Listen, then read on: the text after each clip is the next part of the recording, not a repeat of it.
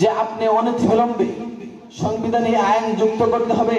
যে কুলাঙ্গার আল্লাহ রাসূলকে নিয়ে গালি দিবে, যে কুলাঙ্গার আল্লাহর কালামের অপমাননা করবে, যে কুলাঙ্গার আল্লাহকে নিয়ে গালি দিবে, তার একমাত্র শাস্তি হলো মৃত্যুদণ্ড। তাকে ফাঁসির কাষ্ঠে ঝুলাতে হবে। এই আইন অনতিবিলম্বে সংবিধানে যুক্ত করতে হবে।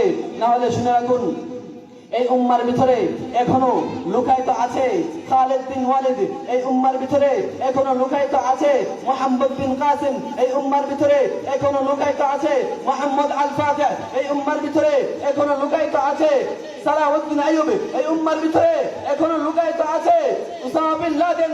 প্রয়োজন হলে যদি তাদেরকে যদি যুক্ত করা না হয়, যদি আল্লাহর আশিকরা আল্লাহর মহব্বত নিয়ে মাঠে নেমে যায়, যদি কুরআনের পাখিরা কুরআনের মহব্বত নিয়ে মাঠে নেমে যায়, তাহলে আপনি এই বাউল নামের ফাউলদেরকে আপনি কারাগারে বন্দী করে রাখতে পারবেন না।